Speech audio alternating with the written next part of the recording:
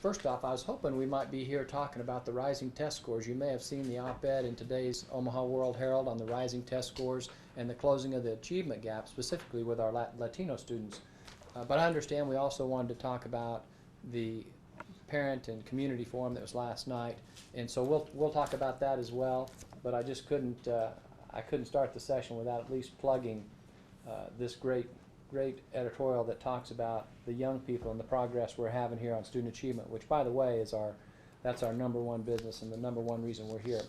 We're handing out 2 documents to all of you in the room today, and the first one is a document that has frequently asked questions and talks about all the things that people think are part of the curriculum or what we currently use today in the district, and or what we're looking at and discussing with community and parent groups. So I think that's going to be very helpful for you because it describes some of those items that we've seen a lot of misinformation about.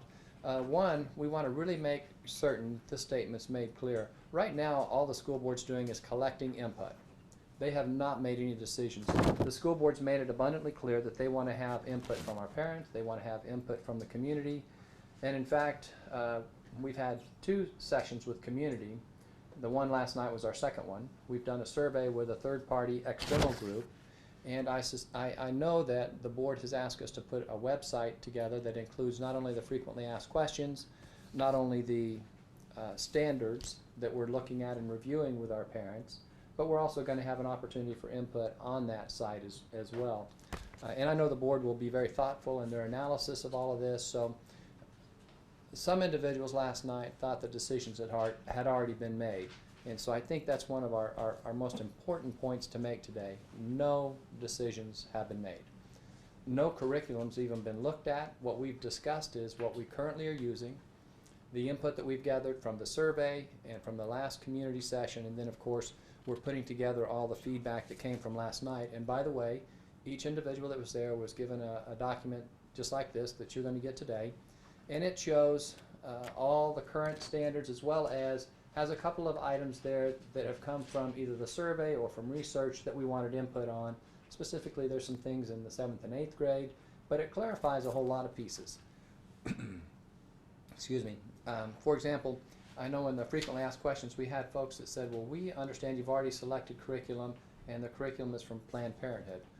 2 things wrong with that. No curriculum's been selected, and we're not using anything from Planned Parenthood. So please, as you look at this document, you'll note that nothing in there that correlates to that information. So I think that's imperative that we get that information out, and we're looking forward to gathering more input. We're looking forward to the comments that we received last night, putting all that into a document that we can share with our school board.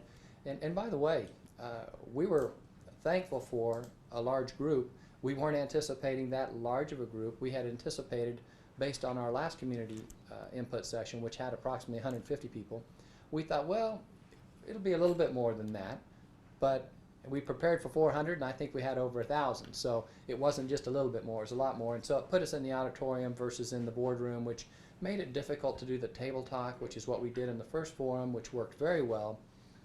So I think it limited our ability to have those good conversations that we wanted our parents to have as they walked through this document. I say parents because it also included a lot of community members last night. I talked to several that really weren't parents in OPS but were community members who also wanted to provide input, which is fine. So with that, and I have Dr. Kerberg here with me today. Dr. Kerberg is our Assistant Superintendent for Curriculum Instruction, and she is responsible for all the curriculum areas and all the research that goes into this and all the background and then all the community input. That, by the way, once all of that is done, then we take it to the board. The board has lengthy and quality discussions, and then we look at curriculums, and then we pilot curriculums, and then they're adopted. So the process is fairly lengthy, and we're really at the start, not the finish. And I think that was one of the conversations I had with some of the individuals last night was, we're still working on this. We don't have any final documents. What we have is an opportunity for you to give feedback on what we currently do, and then what we might be doing in the future based on what you want, and based upon parent input, and then based upon what the board wants. So that's kind of where we are, and Dr. Kerberg and I are here to answer any questions, and there are some of the details that I think Dr. Kerberg is probably much better than I at giving. So with that, I'll stop, and we'll stand for questions. If it ain't broke, don't fix it. why was there a need to even go into this in the first place, as opposed to just saying, look, we've got this, we've got bigger fish to fry with, proficiency in reading and math and other more important subjects, or at least as important subject, I guess. Why even go into this investigative in the first place? Yeah, I think what brought it to the board's attention and to the district's attention is it just hadn't been looked at in, I think, about 30 years. Yeah. And so some of the materials were real outdated, and so there are moments when I ask that same question, Mr. Becca, and wonder myself, because you're right, we do have a full plate with all the things that we've been working on, from a bond issue, a strategic plan, a reorganization of district office to support our schools and principals better. I certainly have moments where I feel that same way, but I also understand the district and board desire to say, should we at least look at it? Because it may quite well be that maybe they don't make many changes, or any. I don't know. I don't know what's going to happen with it. But you're right. I mean, that's a question we certainly ask ourselves, because we are spinning a lot of plates and clearly moving fast in multiple directions. So it's a good question. You said some things were outdated.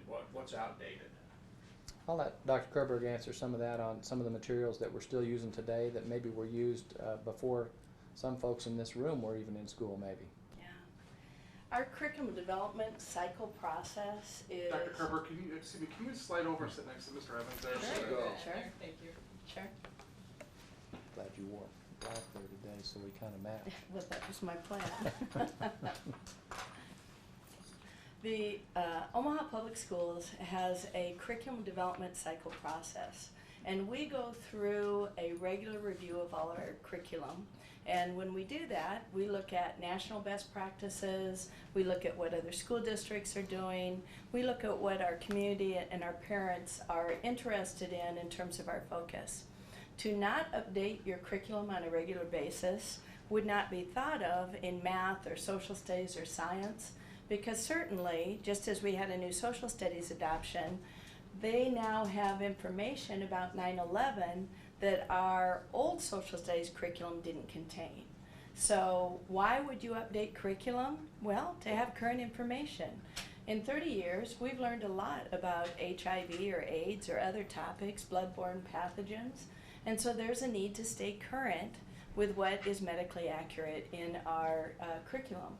We want to provide what is appropriate based on parent input, but also what's current based on what we've learned over the last 30 years.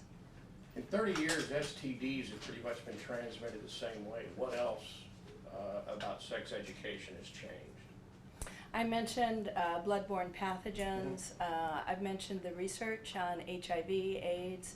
I've mentioned some of the additional resources for children today. One of the things we really focus on is a much better skill set in decision making and how we help kids make healthy choices for the rest of their life so that they're engaged in a process of reflection. We really believe it's an opportunity to help kids understand consequences of any actions, and we're sending a strong message of abstinence. We want to let students know that there are refusal skills we can help them practice so they can make good choices, because decisions made now can impact them the rest of their lives. And we don't want our kids doing high-risk behaviors, and we're not advocating for that.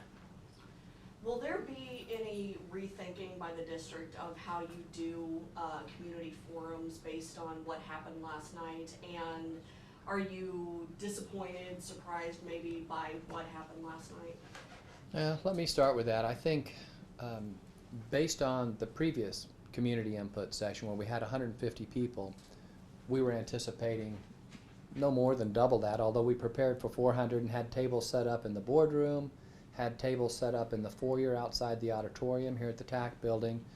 And so we thought, gosh, more than twice what we had last time, we should be all right. We did not anticipate 1,000, approximately 1,000 people. So it doesn't lend itself well for having the table talk where you really have that quality dialogue where everybody's opinion is respected and where one voice isn't allowed to overpower another voice, because that isn't productive. There's no value in having individuals, and clearly last night we had differing opinions in the room, and we didn't want to see our community at odds with one another in a way that demonstrated disrespect to one another's opinion. Everybody's opinion has value, regardless of whether you agree with it or not. it still has value, and that's always disappointing when you see behavior. So I guess, Katie, I would say that it's always disappointing if someone doesn't respect someone else's opinion, whether you agree or not. That's the nice thing about America, is everybody has the right to their opinion, and we have to give them an opportunity to give that. So we're rethinking on how we're going to collect that opinion, how we're going to collect that input, and how we identify input that's parent input versus community input, which, by the way, our school board looks at that differently too, and they've asked specifically from district staff, make sure you identify. We want to know what our parent opinions are and what our parent opinions are in our sub-district. So we're trying to figure that out too, so that we can identify how all of the specific OPS folks feel versus the community at large. We want opinions from both of them, but it is a different group. What has the feedback been back from people, maybe either including last night or not including last night? What have people been saying about revisiting this curriculum? I'd say it's a mixture of opinions. You know, this is a topic that has a mixture of opinions on it. More though, until last night was probably different than the previous community forum. I think significantly different. I'd say the previous forum there was a greater interest in revisiting it, and that's part of the reason why we had a second forum, is that we had folks saying, you should look at this, and we want to have this conversation. So we said, well, we'll have another meeting like this, collect some more input, we'll give you specific frequently asked questions that address some of the concerns we heard in the first community input session.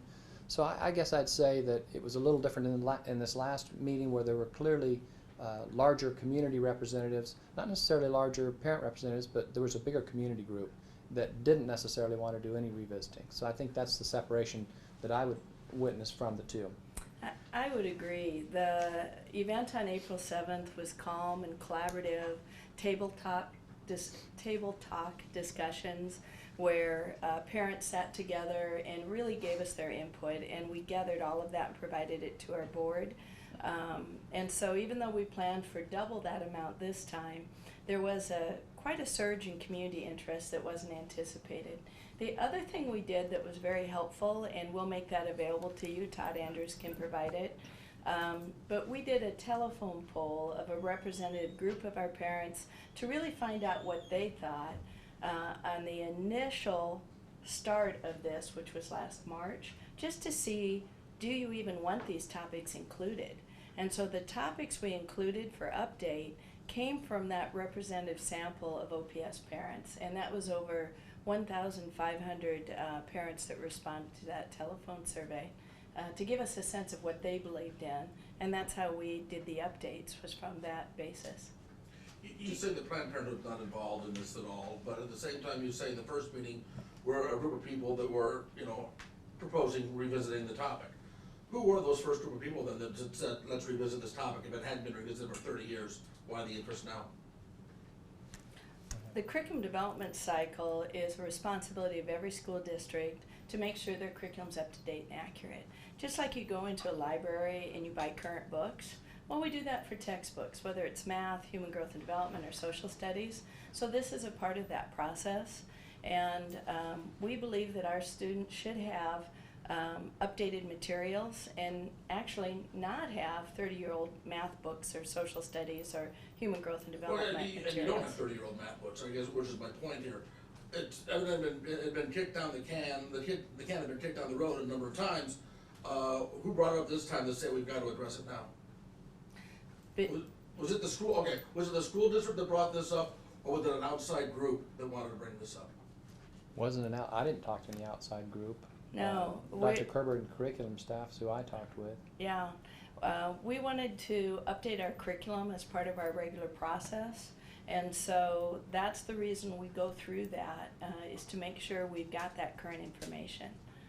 30 years is a long time. Why now as opposed to 30 years ago, 10 years ago or whatever? I'll tell you some good news if I can digress for a second.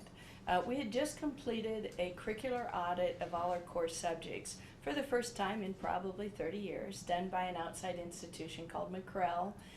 They're an educational research laboratory in Denver, Colorado, and they looked at all our core state reporting subjects.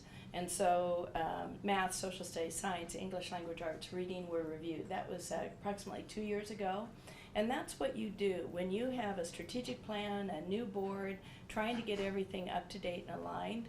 Well, in addition to that, of course, we have to look at our electives. And so we've looked at career education, updating that. Human growth and development falls under the category, much like career education, as another area that needs addressed. Some Okay, areas, okay. and I'll use industrial technology, that hadn't been updated for 20 years. How So, long, so you haven't done any updating for 20 years on many of these core subjects? I said one other area, which is industrial technology. Our board supported us with new purchases for materials that hadn't occurred in a couple of decades, because we're reprioritizing and focusing on student support. We're making sure that we do have what our students need, which are current information and curriculum materials. When you say you looked at other school systems to see what they were doing, what did you learn from there? What are they doing differently, and what might be considered for Omaha? The Midwest and the Omaha Public Schools has a conservative approach, and we believe as we review national standards, we have to select what fits for our community. And so that's why we're going through this extensive input process. And so when you look at some curriculum across the United States, they might not be a good match for us because they might not reflect where our parents and community are at. So we want to be sure that what we're providing is in sync with that. How Do do you you think that balance the desires of the community with the needs of children? You don't have parental involvement when you're deciding how to teach geometry. Geometry is geometry. You don't have parental involvement when you teach American history. History is history, although some parts of the country would differ with what's important history and what isn't. So, but sex is unique. How do you balance the community desires, the religious component that is so often injected, with what the kids need to know? Let me see if I can start it, and I'll defer to Dr. Kerberg to finish it up. First off, I'd say actually we do have a lot of parent input, especially on history texts. We have a lot of folks that give us feedback on what should and shouldn't be in history text. So there are some opinions there, but I'm going to agree with you that the opinions aren't as strong as human growth, development, sex ed topic. No doubt about it. We clearly understand that as well. I think that's why we're spending so much time here. I'll be honest, we wouldn't spend near as much time on the geometry adoption. We'd go out and we'd look at the standards, we'd look at what Nebraska is, we'd look at what our expectations are, we'd go out and find samples of curriculum materials that would be piloted by our teachers in our district. We'd come back to the school board based upon an intensive pilot process, and we'd be done. We wouldn't spend nearly as much time on community input, on putting together the website that's going to have the frequently asked questions that were handed out last night, that's going to have an opportunity for feedback on it. We wouldn't do all of that.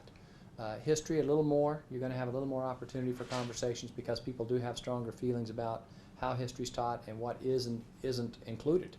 There are some strong opinions there, but definitely this requires more input. And it does go back to Mr. Becca's question. It's a task. It is a task. It is no doubt a task to look at something like this. But the question is, should you not look at it and ask the parents if you've not asked them in a long time? We've asked our parents quite a few things in the last couple of years they hadn't been asked. We haven't asked them about improving our facilities in a decade and a half. And we did ask them, and they said yes, 2-to-1. Get rid of the window units. Improve our schools. Get rid of the pink tile at Beveridge Middle School. Improve the schools that don't have safety and security at the entrances. And so we asked some questions that hadn't been asked in a decade and a half. We hadn't done a community piece on strategic planning and looking at all aspects of our district for more than 2 decades. So we've actually been having a lot of conversations that, to be quite honest, we had not had in multiple decades. So not just one area. So this is one on top of that. I only go back actually to the question because of the intensity of it. And it is a challenge, and it's one that I think we need to take our time and not be concerned about moving too fast, and I think our board feels that way too. We want a lot of input, so hopefully that helps us in deciding what and how much we do change. And I say that because I don't know what will be the outcome. Maybe it ends up not being different, and then you could say, well, did you waste your time? And I'd say, no, not really. Not if we asked folks how they felt. So I'd kind of leave it at that. I don't know if there's anything I left off. Well, I think I'm you've curious covered it. how, though you didn't quite address how you balance what the parents want with what the kids need to know. I don't think any doctor out there would say that kids shouldn't be told about the benefits of safe sex and condoms. And yet there are a lot of parents out there that don't want their kids to be told about condoms and safe sex. So they just abstinence only. So how do you balance that? How Well, do you balance that? I think that is a challenge. I guess my piece would be, we gather all the feedback, we find out what the community feels, what the parents feel, and then the board is going to have to make, and at the end of the day, the school board has to raise their hand on what direction you go. But I think we're a long ways away. That's kind of the end of the journey. We're at the start of the journey. But that's what they'll have to do, and it won't be easy. They'll have to look at what all of our parents said, which I think is going to be a big piece of it. Then they'll look at what the community said. They'll look at what the research says. They'll look at the data that's inclusive not only of national data on whether it's STDs or other factors, and they'll also look at the data that's inclusive of Omaha and where Omaha data talks about our young people. So I think it's a difficult decision, which is why I think they need to take their time, get a lot of input, and that's what I'm hearing from them is they want to do that. When do you plan on implementing this, and how much leeway are parents gonna have to see these materials so they can make a decision as to whether to have their kids in or out? Right now, we don't have any materials to show the parents other than what the 30-year-old Yeah, but materials are when currently When used. do you plan on having this ready to go? First, we have to get the feedback on the standards, and then from that point, we'll come back to the school board with curricular materials that could be adopted. But I don't think we have an exact deadline date yet. I've not seen a drop-dead date on when we have to have it, because it may require more input. This is one of those that's kind of a moving target to Will some. there be more forums for parents? There's definitely going to be more opportunities for input, figuring out how we do that, whether it's online environments or even geographical meetings, as opposed to having one large meeting. Maybe you split it up in different parts of the city so that we can get it in a way that allows them to have good conversation in a respectful fashion with one another. There was some abusive language being used among people in the meeting last night. Did people have to be escorted out? Were there any security problems based on what happened last night? I don't know if I saw anyone escorted out. I did hear some pretty disrespectful language from a handful of folks, no doubt about that, which is always disappointing. But emotions, Do and you people think- have different positions on this issue, and they feel pretty strongly about it, and even, it really wasn't even related to what we were trying to accomplish with the Do you feedback. think that with people getting a little, I'll use the term wound up, that there might be a credibility issue with OPS? Well, I certainly hope not. If they look at what we've done the last couple of years, I hope they can see, kind of like I started out our meeting today, we're focused on making a difference for student success. And by the way, we are, and we've got data to prove that. So I hope they recognize that that's what we're about, and in this case, But as far we're as asking their communication, though, input. I mean, do you think that OPS communicates with parents? I think we do in an better today efficient than we've manner? ever done. I don't know that we're ever perfect on that, but I think we're better than we ever have been, and we're gonna continue working on it. How do you solve the problem of some of the, because there was numerous letters, emails that went out in churches and stuff like that about this, where, you know, get the facts. How frustrating is that for you, on your end, to, you know, fight that? And I mean, not saying that that led to over 1,000 people there, but I mean. It played a role. Yeah. There is absolutely, without a doubt, no question, that played a role in the turnout last night. And we had folks that brought materials that they'd copied and they handed it out last night that was just totally inaccurate. It wasn't at all what you see in the responses that we have on the frequently asked questions. It wasn't at all what you see in these standards we're looking at. In fact, it said things that just absolutely are inaccurate. So that played a role because it created a sensationalism to it that it really wasn't. They thought it wasn't an input session. They thought it was an opportunity to talk about what they'd been handed out in brochures in other meetings. And that created, which is why we're here today, by the way, that created the misinformation. So that's why we asked you to stop by today and chat with us a little bit so that we could hopefully dispel some of that information and give you the documents that were handed out last night and provide some clarity to a topic that clearly was not provided in other settings and sensationalized by some in an inappropriate fashion. There was a news story yesterday, I'm not gonna say what channel, I don't wanna get a fight going in here. Well, that might be, you know, hey. But it talked about, one of the things that needed to be changed was a feeling of inclusion. Can you elaborate on that? I don't know if if it was your quote, but yesterday, and that I think was the story that got a lot of people concerned, because they, some of those issues are more an at-home issue and a moral issue as opposed to Absolutely. a sex education issue. Absolutely. It is a huge personal topic. I mean, and it is for me. I'm a parent of a 29 and 30-year-old, and my wife and I certainly had to consider what role did we have versus the school's role, and I think every parent has to make those decisions. And so it is personal. There's no doubt about it. And that's why we need to be as inclusive in this and much more inclusive with this than we are with geometry, going back to that conversation. So we need to continue trying to find ways to reach out, whether it's online and or in Right. person. I don't know if you saw the story, but that I was did not. mentioned as one of the changes that might need to be made when it comes to gay students, transgender students, that we have to teach more acceptance and tolerance. Right. So I don't know if you're familiar with that story, but I- that could be what got a lot of people, No doubt. interested. No doubt. People have strong feelings about that. What we're trying to create, obviously, is an environment that is accepting of all young people. We want schools that all young people feel comfortable and proud to be at. We don't want a school where any young person, regardless of their race, religion, or gender identity, we don't want them to feel like they can't come to school and be a part of a successful educational program. That's what we're supposed to be about. Does OPS think that that's a proper role for schools to get into that arena? Treating each other with respect, all No. people with respect. No, the allegation that there's not respect and inclusion when it comes to certain students' needs, referring to gay students or transgender. Well, I guess I'm not exactly sure on the question, but if it's in reference to all young people, regardless of their gender or gender identity, gay or et cetera, I don't know how we could support not having an environment that's respectful of all students. I just think we have to do that. And how we do that is probably where But we need to get the Would that be feedback. part of sex education is what I'm asking? I think that's what we're getting information on. I think that's one of the pieces that you'll look at when you look at these standards. How do you as a parent feel that we should address it? And by the way, when should we address it? Is that an 11th grade year? Is that a 8th grade year? Those are questions we're asking on how they want us to address that. And those are big discussions at the school board level as well. In all the years that sex ed has just been under the radar, the 30 years it's been going on like this, what percentage opt out? You have an opt-out program now. Is there a major percentage of people that say we don't want our kids to be taught sex at OPS?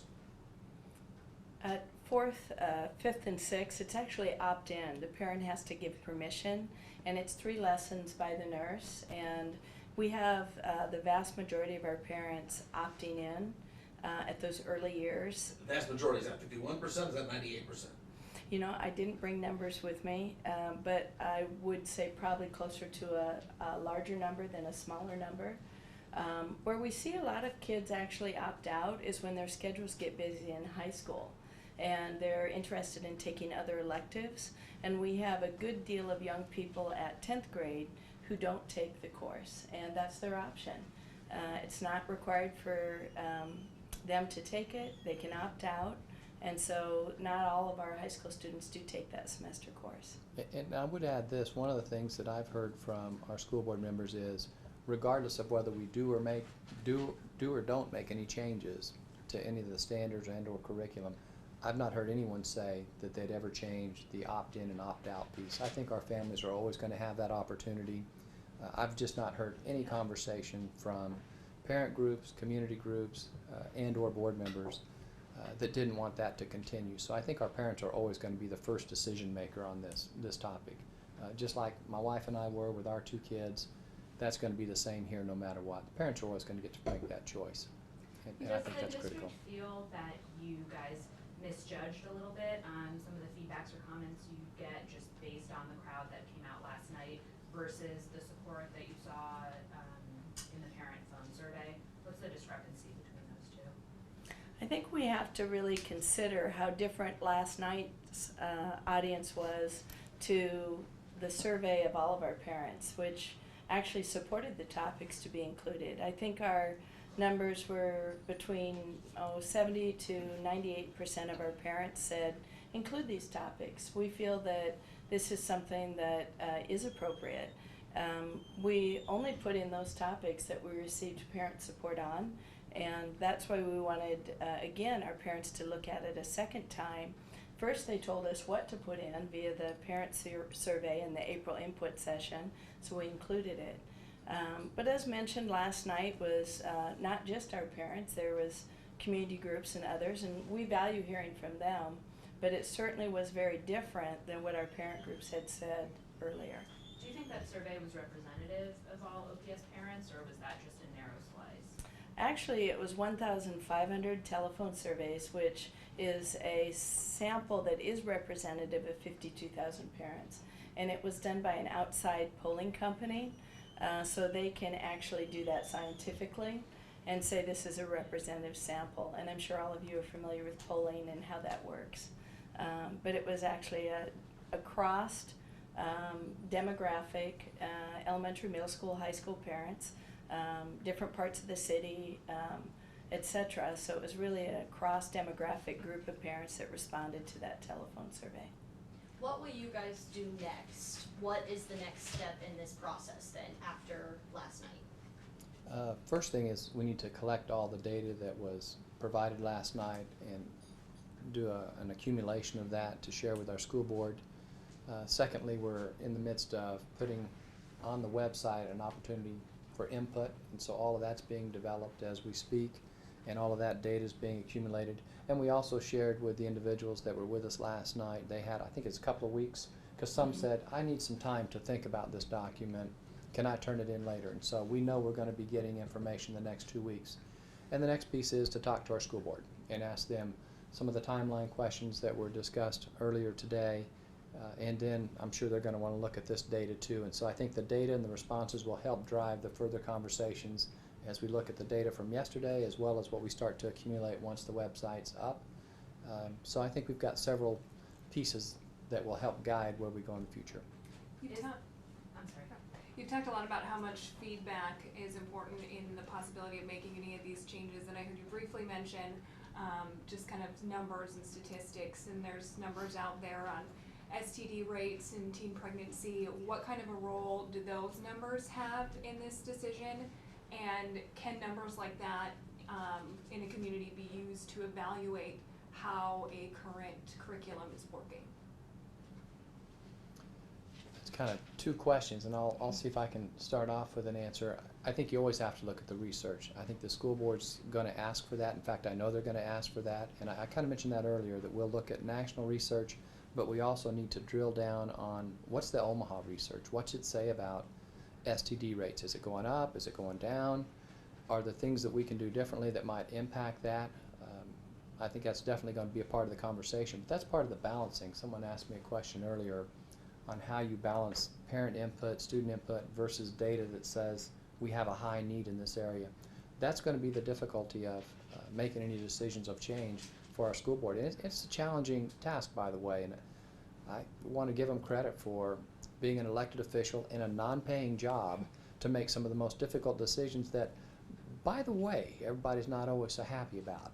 And so I don't know how many of us in this room would volunteer to be a part of those kind of decisions that might have some folks not too happy with you, and others that might be, but others that aren't happy for a non-paying job, but obviously they're doing it for the right reason, an altruistic reason, to try to figure out how do we do this in a way that best meets our students' needs, our community's need, but also is very respectful of our parents' and community wants. And so you've got two of those things to balance, I think. I don't know if there's something else, Dr. Kerberg, that I've missed. I think that really covers it. We certainly look at research, local rates of health issues, and really our community's been tremendously supportive in providing that information. Okay, any other questions for Dr. Kerberg and Mr. Evans? Is there a set date for when the board is going to discuss this next in one of their meetings, or if there's going to be a special workshop? I do not believe they've set a date yet. I know they're talking about having some